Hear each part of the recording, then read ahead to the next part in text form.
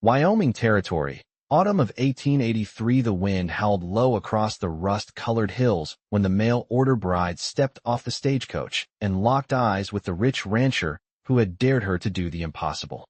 Her name was Ada Bellemore.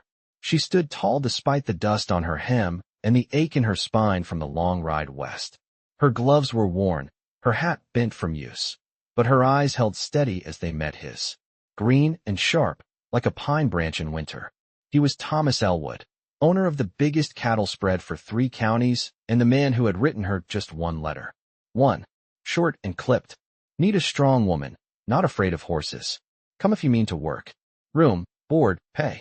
Marriage if it suits. She came anyway. You are Ada? Thomas said, not a question.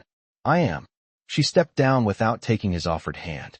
He studied her, his jaw tight beneath his short beard. Broad-shouldered, tall, and sun-worn. Not a man used to being questioned. That stallion is still unbroken.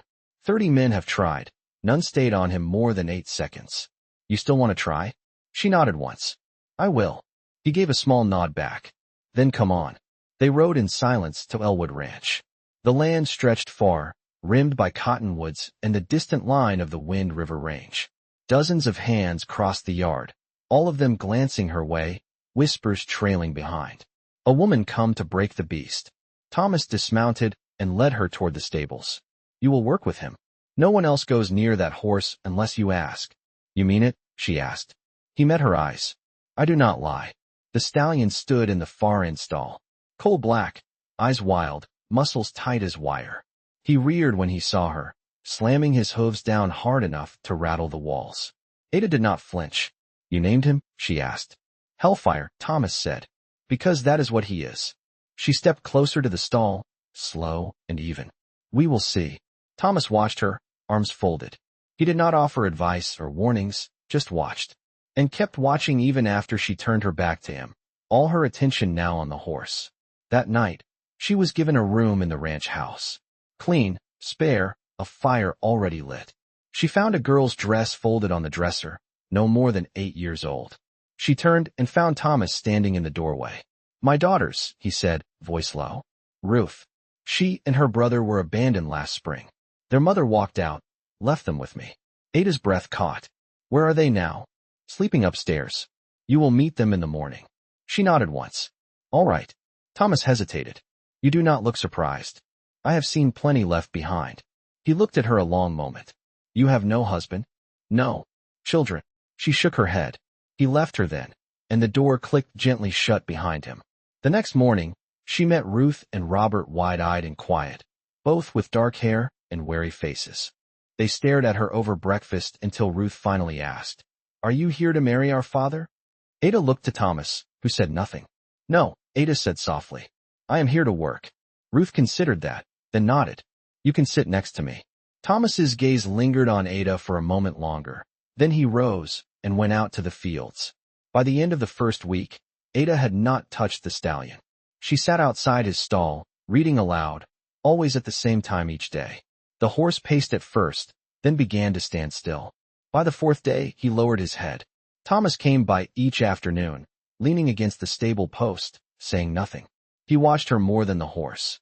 One evening, as the sun bled across the sky, he brought her coffee and sat near her, both of them facing the stall. Why did you answer my letter? He asked. She took a sip, eyes still on Hellfire. Because I wanted to do something hard. Something worth doing. He nodded slowly. That horse has thrown every man who dared ride him. I put up a reward. Cowboys came from all over, thinking they could tame him. One broke his collarbone. Another lost an eye. I heard, she said. Still came. Why? She looked at him then. Because I have nothing to lose. He held her gaze. That may be the best reason. The days passed. She sang to the stallion now, soft and steady. He edged closer. She began brushing him, slow strokes along his neck. He flinched, but stayed. Thomas brought her supper one evening and stayed longer than usual. They talked about the ranch, the children, her old life back in Illinois. She had trained horses in her father's stables before he died. After that, she had nothing left to keep her there. You are not what I expected, he said quietly. She smiled, just barely. Neither are you. He reached out then, fingers brushing hers for a moment. She did not pull away. By the 3rd week, She led Hellfire out of the stall. He followed, tense but not fighting. Hands stopped working to watch her walk that black stallion through the yard. No rope, no reins, just trust. Thomas watched from the porch, arms crossed, a rare smile tugging at his mouth. That night, after the children were asleep, he found her outside, brushing the horse beneath the moonlight. I thought it would take longer, he said. She did not look at him. He wanted someone to listen. So did I, he said. She turned. He was closer than before. Why did you really come here, Ada? He asked. She looked up at him. To start over. To find something real.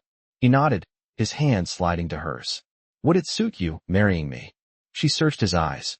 Yes, it would. He kissed her then, soft and certain. And inside the house, 2 children watched from the window, Ruth whispering, I think she is staying. Robert nodded. Good. That night, Ada stood in the doorway of her room, the firelight warming her face, her heart full. She had come to tame a stallion, and found a home. The last of the cottonwood leaves had fallen by the time Ada first rode Hellfire under saddle. It was just after dawn. Frost clung to the fence rails, and the sky was colorless with cold. Thomas had come out without his coat, boots crunching over the frozen earth as he crossed the yard toward the paddock where she waited. Hellfire shifted beneath her, nostrils flaring, but his ears stayed forward. Ada didn't glance down when she spoke. He's ready. Thomas rested his hand on the top rail. I can see that. She nudged the stallion forward with her heels. He stepped out slow but sure, head high, muscles taut. Ada didn't guide him much, just let him move, kept her weight steady. Around the enclosure once, then twice. On the third pass, Hellfire broke into a canter, smooth and fast as a river's bend. When she brought him to a stop, Thomas was still standing in the same place. You make it look easy. It wasn't. I know. She dismounted, knees stiff from the chill, and walked Hellfire back to the post to cool him down. Thomas followed, hands in his pockets. You'll ride him again tomorrow? He asked. Every day, until he doesn't look twice at a saddle. He nodded. Then, quieter, I meant what I said about marriage. Ada kept her gaze on Hellfire's shoulder as she brushed him down. I haven't changed my mind. Neither have I.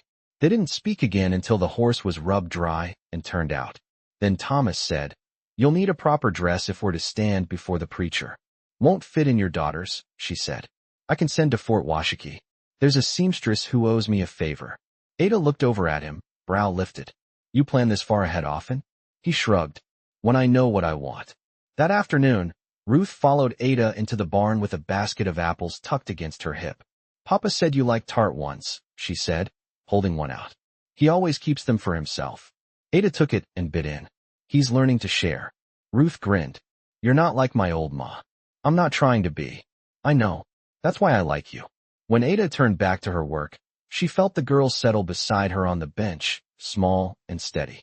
Together they mended tack until the sun dipped low and the barn filled with gold. Later that week, Thomas brought a bundle wrapped in oilcloth. He laid it on the table after supper while the children were still washing up. Open it, he said. Inside was a plum-colored wool dress, fine-stitched and lined for warmth. Ada ran her fingers along the seams. How did you know my size? I asked Ruth, he said. She measured one of your bodices while you were out. Ada folded the dress back into its wrapping. You're not the man I thought I'd find out here. Thomas leaned closer. You're exactly the woman I hoped for. The morning of the wedding broke cold and still. Frost clung to the window panes, and the air smelled of wood smoke and pine. Ruth helped with Ada's hair, fingers gentle, tongue caught between her teeth in concentration. You look pretty, she said at last. Papa's going to smile. He doesn't strike me as the smiling type. He will. You'll see. At the chapel near the edge of the valley, the preacher waited with his hands folded and a wool scarf round his neck. Robert stood beside Thomas, boots polished, hair slicked back. He scowled when the wind picked up. You sure this is what you want? The preacher asked as Ada stepped up to the wooden steps. She glanced at Thomas, who held out his hand without a word. I'm sure. The vows were short. No ring. Just the clasp of hands and the promise given plain and true. When the preacher asked if Thomas would take Ada as his wife, he said yes without hesitation. When Ada was asked the same, she nodded once, eyes on his. They kissed with the wind curling around them, the children close on either side. No one watching said a word, but there was a hush in the air, deep and full. That night, While the fire cracked low in the hearth, Ada stood barefoot in the kitchen, washing the last of the dishes. Thomas stepped in behind her, arms sliding around her waist. "You never asked what I'd do with a wife," he murmured. "I figured it out," she said. He kissed her temple. "You're not afraid of anything, are you?" She leaned back into him. "Only losing what I've found." "You won't," he said against her ear. "Not ever." Outside, the wind shifted. Snow would come soon, but inside the ranch house, the light held steady. And for the first time in years, Ada felt warm all the way through. The first snow came in quiet layers, soft against the roof and fence posts, burying the brittle stalks in the garden and the wheel ruts in the road. Ada woke to the hush of it. The world outside the window turned pale and clean. The children had left their boots by the door the night before, Robert's caked in last week's mud, Ruth's laces frayed. Downstairs, Thomas was already at the stove, sleeves rolled up, hair still damp from washing at the pump. "You're up early," Ada said, tugging her shawl tighter. "Cattle need hay spread before the drifts get too deep." She crossed the room and rested her hand on his shoulder. "I'll help." He didn't argue. He never did when she said she meant to work. He only passed her a cup of coffee and said, "Ruth packed bread and salt pork. It's in the saddlebag." The pasture was quiet beneath the weight of snow, just the groan of fence rails and the low calls of hungry steers. She rode beside him through the east field, her breath turning to mist, hellfire steady beneath her. He didn't shy from the cold or the creak of the hay sledge, only flicked his ears toward her voice when she spoke low to him. "How many head did you lose last winter?" she asked. "4 to blizzard. 1 to fever. You'll lose fewer this year." He glanced at her, the lines beside his eyes deeper in the cold. "I believe that." They worked without hurry, moving from one feed station to the next. By midday, the clouds broke, and light spilled across the land like a blessing. Back at the house, Ruth and Robert were carving letters into a slab of bark. Ruth leaned over her work, tongue caught at the corner of her mouth. "What are you making?" Ada asked, brushing snow from her sleeves. "A sign," Ruth said. "For the barn. It'll say home," Robert added. She spelled it right this time. Ada crouched beside them. "You'll need a hammer and nails." "Already asked Papa," Ruth said. He said yes. Inside, Thomas had set the kettle on and was sorting through the ledgers spread across the table. Ada poured 2 mugs and set one beside his hand. "You're missing something," she said. He looked up. "What's that?" "A line for the hands' winter coats. That last snow soaked clean through one boy's sleeves." He turned the page. "You're right. I'll send for more wool." She leaned against the edge of the table. "You've been at this long?" "Since I was 21. My father died of a burst lung. I took the land and kept it afloat." "You ever want to leave?" "Not once." The light shifted across the floorboards, long and gold. He set his pencil down. "You?" he asked. "I thought I did. Until I got here." He reached across and took her wrist, thumb brushing once across her pulse. "You don't have to prove anything anymore." "I'm not trying to." "I know. That's why I trust you." In the weeks that followed, the rhythms of winter settled over the house. Ruth took to reading aloud in the evenings beside the fire. Robert whittled small animals for the mantel, and Thomas brought in wood each morning before dawn. Ada taught Ruth how to mend stockings and Robert how to oil the tack so it wouldn't crack in the cold. She stitched curtains for the kitchen, lined with bits of old feed sack, and set bread to rise with a cloth embroidered in faded blue thread. The pattern had been her mother's. One evening, while the wind bent the bare trees outside, Thomas stood at the window with his arms crossed and his jaw tight. "I had a letter from her," he said. Ada looked up from her sewing. "The children's mother? She wants to come see them. Says she's changed. Do you believe her?" He turned from the window. "No, but Ruth will. Robert won't say it, but he still hopes." Ada folded her cloth, set it on the table. "You'll need to decide if it's worth the ache." "I already have." His voice was low. "They're mine." She gave them up the day she walked away. She crossed the floor and reached for his hand. "Then you tell her no." "I will. I'll be here when you do." He pulled her close, his forehead resting against hers. "I know." That night, Ruth climbed into bed beside Ada, arms wrapped around her pillow. "If she comes, will you leave?" "No, little one," Ada whispered. "I'm not going anywhere." "Good," Ruth said, voice drowsy. "I like your humming when I sleep." Ada brushed a hand through her hair and listened to the wind outside, steady and sure. Spring would come. The snow would melt, The calves would be born, and the barn would smell of hay again. But already, even in the cold, she could feel the warmth returning, and it felt like something permanent. By March, the thaw had started. The creek behind the south pasture ran louder each day, water breaking through the ice in jagged veins. The snow receded in patches, revealing brittle grass and last autumn's leaves matted flat to the ground. Hellfire's winter coat was shedding out in tufts, and Ada's hands came away dusted with black hair each morning. Ruth had taken to reading aloud from a Bible Thomas had tucked on a high shelf, her voice careful, pausing at words she didn't know. Robert helped Ada clean out the tack room, taking pride in naming each tool without asking. The house felt lived in now, less like something borrowed, more like something kept. One afternoon, Thomas came in from the line shack with a splinter through his palm, the skin torn and reddened. He set his hat on the bench, jaw drawn tight. "You'll need to soak it," Ada said, leading him to the basin. "Sit. I'll get clean linen." He watched her cross the room, her skirt catching the edge of the stove heat, her sleeves rolled to the elbow. "You ever done any doctoring?" "Only what I had to." "You want it stitched?" He flexed his fingers once. "If it saves me a hand." She poured hot water over the wound, steady and without apology. He hissed, but didn't flinch. "Most men don't hold still for this." He looked down at her. "I'm not most men." The puncture wasn't deep, but it was wide. She threaded a needle and worked quickly, the firelight catching a glint of sweat at his temple. "Where'd you learn that?" he asked, voice lower now. "My uncle ran a stable outside Peoria. One summer, a gelding ripped open his thigh on a fence nail. He couldn't walk, so I did the sewing." "You were how old?" 15. Thomas was quiet a long time, then said, "You've got hands like a stockman. Strong, but careful." She tied off the last stitch and wiped her needle. "I had to be." He flexed his hand again. "Doesn't even burn." "It will tonight. I'll wrap it with comfrey." That night, after the children had gone up, Thomas stood at the window again, his injured hand bandaged and resting on the sill. Ada came to stand beside him, her hair still damp from washing. "I've been thinking on something," he said. She waited. "Spring roundup'll take me to Wind River country, past the boundary line. I've got a standing agreement with the Shoshone they're used to trade horses with a man named Lehi. Still do. He died last year. His son's taken over. Young but steady. Name's Tobin." Ada glanced at him. "You trust him?" "I'm willing to. But I'd want you with me." "You expect trouble?" "I expect change. And I'd rather meet it with someone who doesn't scare easy." She folded her arms, watching the last light fade behind the trees. "What about the children?" "I'd take them to Laramie. My sister's family runs a mercantile there. They'd be safe." Ada nodded slowly. "All right. You sure?" She looked at him. "I didn't come all this way to keep still." The next week, they packed.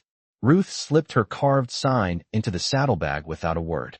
Robert insisted on sharpening his father's pocket knife with the whetstone, saying nothing as he worked. Ada checked each saddle cinch twice and laid out food enough for 3 days. The morning they left, Ruth hugged Ada hard, her face pressed into her coat. "Don't let Papa do anything stupid," she whispered. Ada smiled. "I'll stop him before he tries." Robert stood stiff, but when Thomas knelt in front of him, he leaned in and whispered, "You better come back married." Thomas raised an eyebrow. "You think that's your call?" Robert shrugged. "I'm just saying. She likes your bad hand and everything." They rode out with the sun just rising, snow still clinging to the shadows. The trail toward the Wind River lay long and quiet, broken only by the sound of hooves and the creak of saddle leather. 2 nights out, they made camp near a cold spring. Ada bent over the fire, coaxing heat into a pan of beans while Thomas rolled out his bedding. "You always travel this light?" she asked. "Only when I mean to move fast." She handed him a tin plate. "And do you?" "I used to.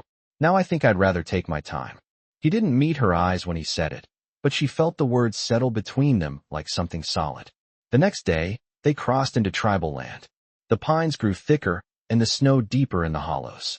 They passed no one until late afternoon, when 3 riders emerged from a stand of birch, bows across their backs, horses lean and sharp-eyed from winter. Thomas raised his hand. "I'm here for Tobin." One of the men nodded and turned his horse toward the ridge. "He's expecting you. Come." Ada rode close behind Thomas, her hand resting near her rifle. The air tasted of pine sap and thawed dirt. At the top of the ridge stood a long lodge, smoke curling from its center. A young man stepped out as they approached, shoulders squared, long braid tied with red twine. "You're Elwood," he said. "I am." His eyes flicked to Ada. "This your wife?" Thomas paused. "Not yet." The man's gaze held steady. "Then speak plain, both of you. My father trusted you. I will not if you lie." Thomas dismounted and held out his hand. "I came to renew our agreement. And to ask for more." Ada followed, boots crunching over the wet earth. Tobin looked at her. "And you?" "I came because he asked."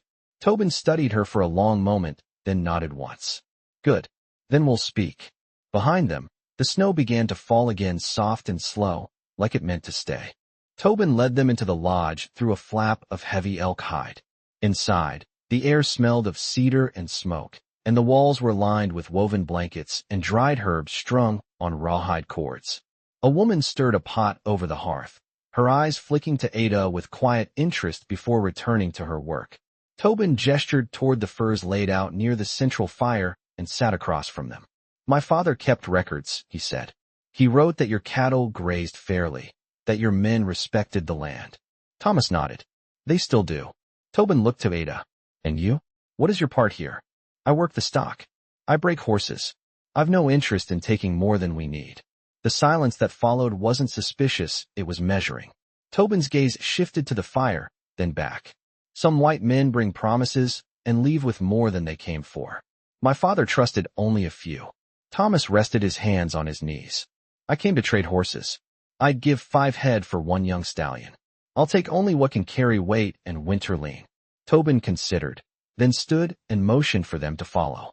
He led them out behind the lodge, where a corral held a dozen horses, their coats thick and their eyes sharp. A gray roan pawed at the snow, tossing his head once before settling. "That one," Tobin said. "He's not broken." His dam was Wind Walker's mare. Ada stepped forward, watching the horse's ears, the way his shoulders moved under his coat. "He's proud. He's fast," Tobin replied. "And smart. I can work with him," she said. Tobin nodded. "Then we trade." The exchange was made before sunset. As Ada led the roan to their camp, Thomas stayed behind a moment. Tobin watched him with arms crossed. "You knew my father long," he said. "I did." Tobin studied him. He said once, "When winter breaks, the land remembers who walked in silence." Thomas nodded. "Ada walks that way." Tobin's mouth lifted just slightly. "Then you chose well." They camped that night near a low ravine, the new stallion tethered and restless. Ada sat close to the fire, rubbing warmth into her fingers. Thomas handed her a tin of warmed beans, then sat beside her on the bedroll. "You ever think," she said, "how strange it is to arrive somewhere you never planned, and find it's where you were meant to be all along?" He looked out across the dark line of trees. "Every day since you came off that coach." She turned toward him. "Do you think the children will be content where we are? Not just now, but later?" "Ruth wants a milk cow. Robert's been carving fence posts in his drawings. They're dreaming forward." Ada rested her head on his shoulder. "Then we give them something to dream from." They returned to Elwood Ranch in early April. The snow was gone from the lower hills, the ground soft beneath the horses' hooves. Ruth ran out to meet them before they dismounted, arms thrown wide, her braid tangled. "You're back," she said, breathless. Robert stood on the porch, arms folded, trying to look unimpressed. "Took you long enough." "We brought a new horse," Ada said. "He's not touched yet." Robert's eyes lit. "Can I watch?" "You'll help," she replied. Inside, the house smelled of something sweet Ruth had baked with Thomas's sister, and the table was scattered with crumbs and cooling tins.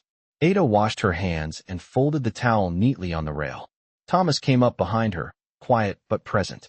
"I told Tobin you walk in silence," he said. She turned. "You told the truth." He reached into his coat pocket and pulled out a small cotton pouch. Inside was a ring, simple, silver, shaped like a running horse. "Saw it at a trading post outside Riverton. Thought you might want something to wear that wouldn't snag on tack." She took it, held it to the light. "This suits me." He slipped it onto her finger, his hand lingering at her wrist. "You're not asking," she said. "I already did." She looked up at him. "Then I'll give you my answer again." He kissed her, slow and rooted, like the earth had steadied beneath them. That summer, the ranch grew green and full. Calves were born strong, the fences held, and the new stallion took to saddle under Ada's patient hand. Ruth planted wildflowers along the eastern side of the house, and Robert built a gate that didn't creak. One Sunday afternoon, Thomas sat on the porch with Ada beside him, her legs tucked beneath her, her hands stained from berry picking. "I've been thinking," he said, watching the children chase each other across the field. "We never gave them our name together." Ada leaned back against his shoulder. "Which do you mean?" "The ranch. The land. Us." She looked toward the barn, the fields, the sky. "What name do you want?" He was quiet a moment. "Peace Hollow." She nodded. "That's the right one."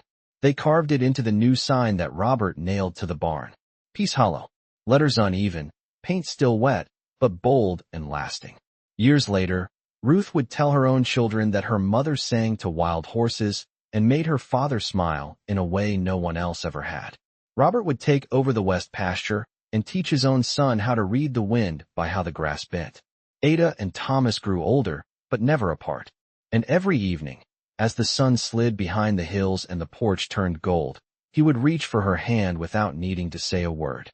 Because some things, once built right, never fall.